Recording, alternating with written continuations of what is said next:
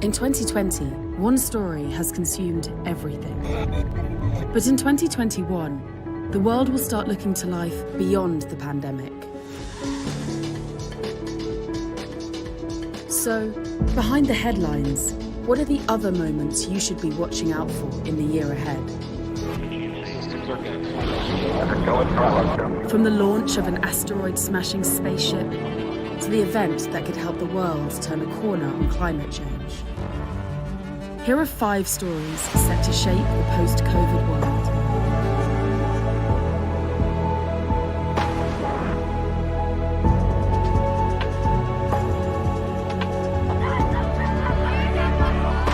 In 2021, democracy will be especially tested. There will be an abundance of elections, many postponed from 2020 by the pandemic. And in fragile democracies, autocratic leaders will use the excuse of COVID-19 to crack down on opposition. Such as in Uganda, which is due to hold its presidential election in January. Maria is a 25-year-old activist who is campaigning for the opposition candidate, Bobi Wine. But Ugandan authorities have banned rallies because of COVID-19. They're not implementing COVID guidelines with people who are doing they're only implementing these guidelines with opposition politicians, that is all. So it is just an excuse. At a recent rally, police arrested Bobi Wine, accusing him of flouting COVID-19 restrictions. When they were arresting Bobi Wine, what they did was to first block all the vehicles that were around, and only his vehicle was allowed to go in front. They pepper sprayed all his bodyguards. Those are personal bodyguards, not the ones in the pepper vehicles. They pepper sprayed them and they were beaten. Protests broke out. Almost 1,000 people were arrested and 45 were killed. Crackdowns on opposition politicians are not just happening in Uganda. Since the pandemic started, democracy and human rights have deteriorated in 80 countries, according to Freedom House, a think tank. The largest number are in Africa. This is certainly a problem in Africa, because there are many countries there that have made a partial transition towards democracy and respect for human rights, but because it's fairly recent and the institutions that protect it are not particularly strong, there's always the danger of backsliding. Uganda's president, Yoweri Museveni, has been in power for almost 35 years. In 2017, he changed the country's constitution to allow him to serve a 6th term. The pandemic has made it easier to block opposition and dissent. All we want is our freedom back. All we want is to change power, and so that power comes back to the people and the institutions that must protect the people. That is all we want. Maria can't even campaign on social media. Government rules brought in 2020 require many internet users to register with a regulator before they can publish anything online.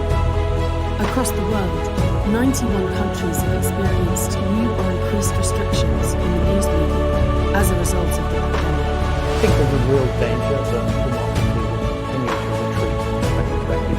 I'm hoping that eventually we'll get widespread vaccines out there that will make it easier to gather together and organize, which is what you need to be able to do if you're going to resist tyranny. We must campaign so that we win this election. We are ready to fight for our victory. It is either bullets or a ballot.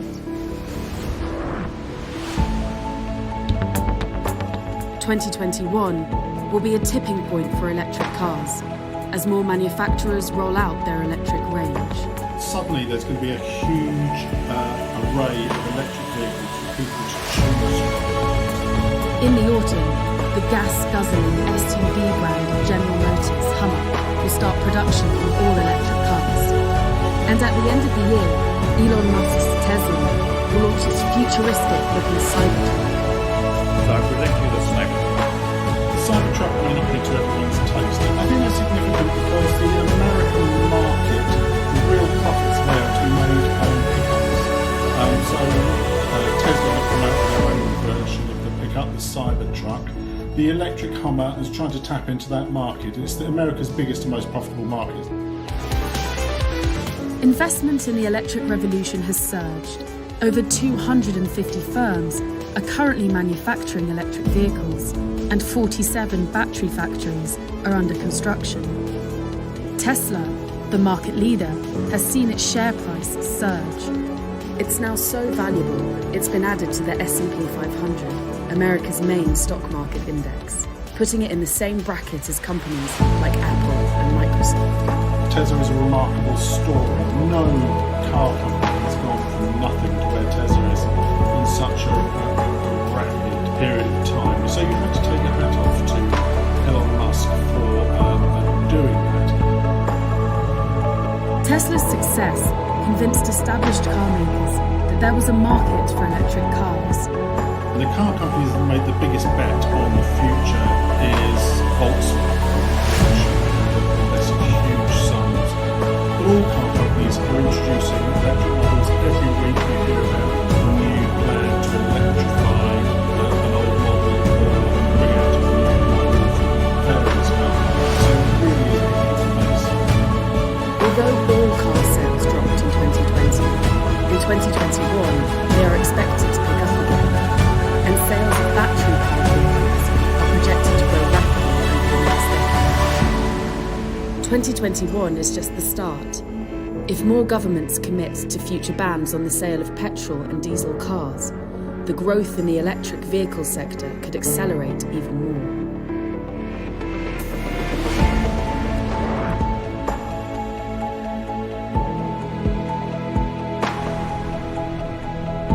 In November, all eyes will be on Glasgow, Scotland, as world leaders meet for the UN's Climate Change Summit. Known as COP26, it was originally scheduled for 2020, but postponed due to the pandemic. If it had gone ahead as planned, COP26 would have marked 5 years since the Paris Agreement. Built into the Paris Agreement was this ratchet mechanism that basically said governments need to, every 5 years, increase the promises to cut emissions. The Paris Agreement set a target of limiting global warming to between 1.5 and 2 degrees Celsius above pre-industrial temperatures. But experts predict that the pledges governments made in 2015 would not be enough to achieve this target. So this ratchet mechanism, the purpose of COP26, is really to get closer to this target of 1.5 to 2 degrees Celsius. And what's needed for that are bigger, better promises to cut national emissions. It looks likely that 2021 will be the boldest year ever for tackling climate change. So the EU has said that it will reach net zero emissions by 2050. Climate change is caused by us. So in other words, it's up to us to make a turnaround. They have an expansive package of policies that they will be expanding on and agreeing on in 2021 for how they head towards that goal. The surprise announcement really this year came in September when Xi Jinping announced that China would be heading towards carbon neutrality by 2060. The details of how China does this are still unclear and are anticipated at some point in 2021. In America, Donald Trump has undermined global efforts to tackle global warming. We are going to put our coal miners back to work. In 2021, this could all change. What is our mandate? I believe it's this. In the battle to save our planet by getting climate under control. Joe Biden is going to mark a real U-turn, in particular American foreign climate policy. Biden has promised to put America back into the Paris Agreement pretty much as soon as he enters the Oval Office. And as such, America will once again be influencing global climate politics.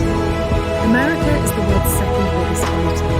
Joe Biden has promised to make the country carbon neutral by 2050. His greatest challenge, however, is getting these ambitious pledges through Congress. There is a lot of ease in making these long-term promises.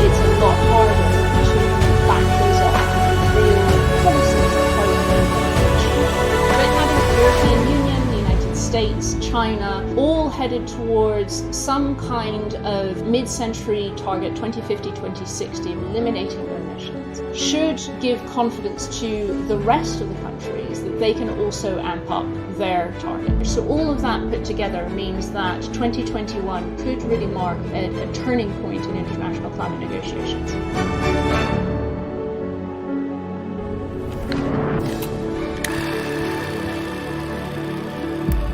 In 2021, the eagerly awaited next instalment in the James Bond franchise will be released, as shown in this slick trailer. Why would I betray you? But its release could be eclipsed at the box office by a movie most people in the West may never even have heard of. 你懂中文？只会一句。这两句吗？ The slapstick comedy, Detective Chinatown 3, will help China's box office to take more money than America's, to become the biggest in the world.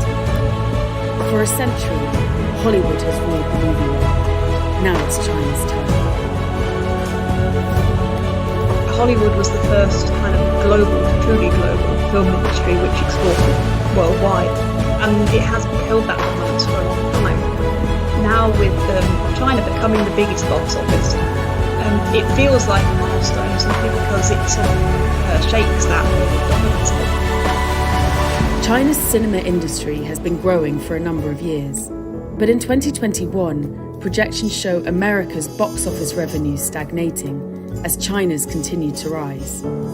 China's building more screens, particularly in third-tier and fourth-tier cities.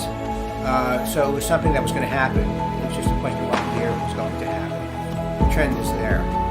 In America, film fans are shunning the cinema in favour of video on demand. But in China, both online streaming and cinema attendance are on the rise. The key element of it is the young audience who go to the cinema regularly. Going out with friends to go to the cinema is still something of an event and experience. China's rise to the top of the box office has been helped by the pandemic. Hollywood delayed productions and movie theatres have been closed. Yet in China, cinemas are now back up to almost 75% capacity. The production of new films is steaming ahead. They are not too reliant on foreign productions in a way that they were perhaps previously. Nowadays, something like 65 to 75% of the cinema slate in China is actually local content, and the budgets of those films has risen quite a lot in recent years. Despite this, big American films still do very well in China. The 8th instalment of the Fast and Furious series took nearly twice as much in China as it did in North America. But Hollywood's reliance on Chinese ticket sales has started a worrying trend. Well, there's a lot of self-censorship, no question. China will not always tell you, and normally will not tell you what you have to do to get the film into the China market. They will let you decide, and you end up self-censoring more than China might censor you. So that can be a problem. Tilda Swinton's Marvel character in Doctor Strange, the Ancient World, was changed from a Tibetan to a Celt. In part, it was thought, to placate China. But despite the soft power China may wield on Hollywood films, it's unlikely it'll succeed in exporting its own blockbusters anytime soon. It's very hard for China, given the stories they tell, given their emphasis on the domestic market, given the issue of dubbing and subtitling for them, which is very long. While a lot of those local films from the Chinese industry are very culturally specific, I think we might well see Western studios taking on titles that performed well in China and remaking them for a US or a Western audience.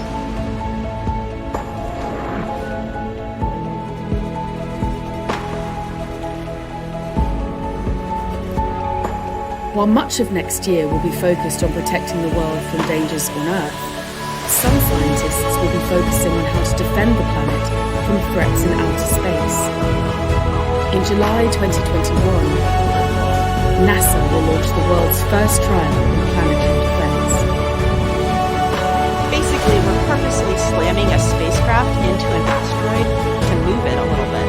And this this is the sort of thing that you might want to do if an asteroid was on a course to hit the Earth. This might sound like the plot of a Hollywood blockbuster, but the threat of an asteroid hitting Earth is real. A tiny asteroid streaking across southern Russia. Just 7 years ago, an undetected meteor exploded over the Russian city of Chelyabinsk, injuring at least 1,200 people. I think the Chelyabinsk impact really brought a lot of visibility to the fact that this is something that happens to the Earth all of the time. If something like that happens over a large city, you can get this sort of unfortunate devastation. Something that's Chelyabinsk size happens every few decades to maybe 100 years or so. As you go up to something that's a bit bigger, sort of 160 meters, that's more rare, but the amount of damage that it would cost could potentially wipe out a large region, perhaps a small country, if it was over one of those. This is a rare event, but the consequences are so big and devastating that it really makes sense to take a step to do something about it. NASA's Double Asteroid Redirection Test, or DART, will practice defending Earth by altering the course of an asteroid using what's known as kinetic impactor technology. This asteroid is not a threat to the Earth. It's not going to hit the Earth in the foreseeable future. But we do know that Earth is hit by asteroids all the time, and so we really want to take this first step to develop the technology to do something about that if we needed to in the future. The target is the asteroid Didymos, which is orbited by a smaller asteroid, Dimorphos. The DART spacecraft will hit the moonlet, adjusting its path and shortening its orbit by several minutes. The impact will happen in 2022, when the asteroid is close enough to Earth for scientists to be able to study the change in momentum using powerful telescopes. The DART mission is just one part of a wider, worldwide effort in planetary defense. Knowing where everything is really a crucial foundation for planetary defense. Finding all the asteroids and tracking them, and then being ready to do something about it. In order to take that next step and turn this science fiction into a reality, being able to do something about asteroids. The probability of a giant asteroid hitting Earth is extremely small, but if 2020 has shown anything, it's that it pays to be prepared